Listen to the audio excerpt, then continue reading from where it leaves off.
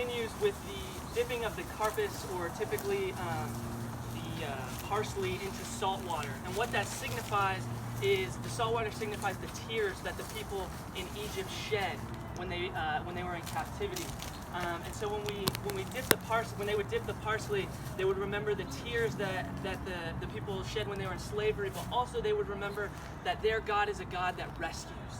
And so when we look at the Old Testament, we see that this concept of God as rescuer is essential to understanding the Old Testament and understanding the character of God. If we go all the way back to the story of Exodus, when they're in captivity and they're crying out and they're pleading for their Lord to come save them, and we see that he comes and he lifts them up and he brings them out of captivity. And then we continue into the book of Judges, where the people continue to turn against God and they continue to turn their back on him. And what does he do?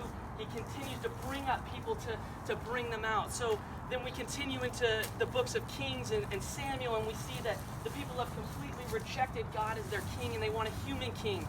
But instead of rejecting his people, God, he rises up a king, and he says, I'm going to use these people to still bring you to me.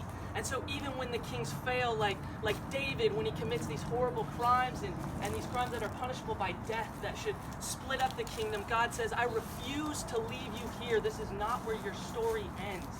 And so he rescues his people from that. And then the kings that follow, they split up the nation, and the people ultimately turn against God, and that leads them into exile. And that's where we get this great moment where God gives this letter to Jeremiah, and it says, I know the plans that I have for you, and this is not it. This in exile right here in slavery as captive people is not it. And so God brings them he promises to bring them out of captivity, and this all leads up to the ultimate rescue mission, where God sends Jesus, his son, into the world, and he dies for us on the cross, all out of the love that he has for us.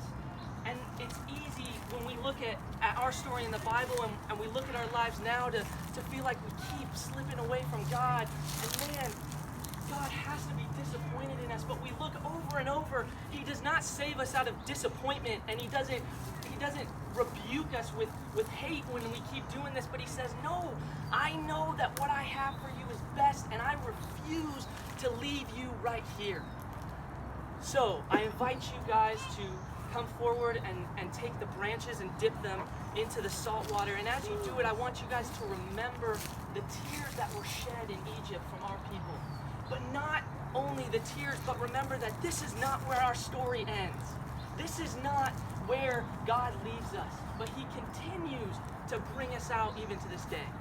So if you guys would come forward, dip the branch, and then just hand it to the person behind you. And then I want you guys to really not just go through the motions, but pay attention to the sound and the smell and the images around you, and try to feel what they would have felt when they were partaking in it. So as soon as we're done, then we'll move to the next station.